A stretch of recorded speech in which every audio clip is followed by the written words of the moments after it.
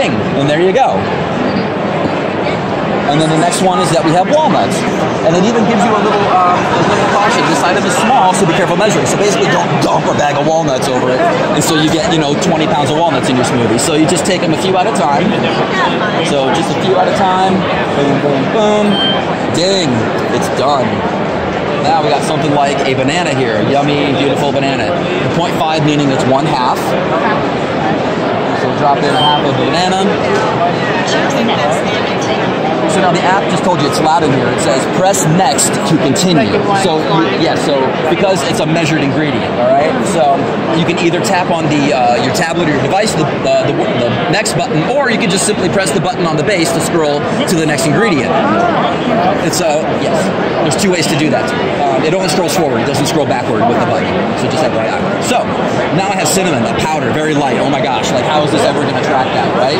Well, hey, watch and look. So here we go. So I'm going to show you some cinnamon, and the line is going to move on the scale. As you can see, the line's already half full. And this will be about the equivalent of a 1/4 teaspoon of cinnamon when all is said and done, which is going to make this taste just absolutely delicious. I don't know about you, but I love cinnamon. So, shake, shake, shake, and we are done.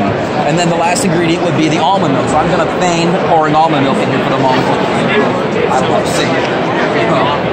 You would pour your almond milk in just like every other ingredient. The line will rise to the top and it will ding when it's done. When it does that, it then moves on to the next step, which is the blend. You see the blend block right there? So it'll automatically move to this block in the 45-second preset. All right? So then you just take your cup off, that blade that's right there.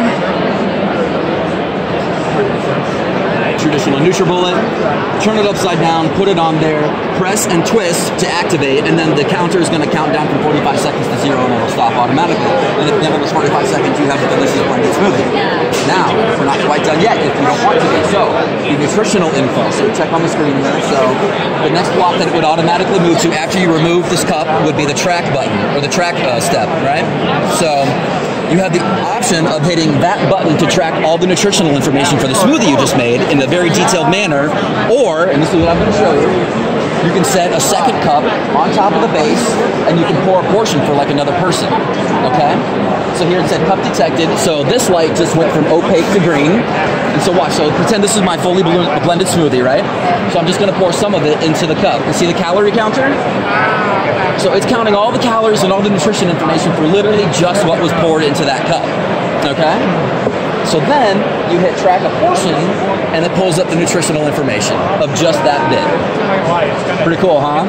So then take it off, enjoy it. So the last step is to go to dashboard, and it sends you back to the home page, and then all those stats are then funneled into your overall score. That's what I was going to say. How long do you keep data for? 7 days. It's a 7-day cycle. That may change in the future, but as of right now, at the version that we've launched, it's a 7-day track. Like, say,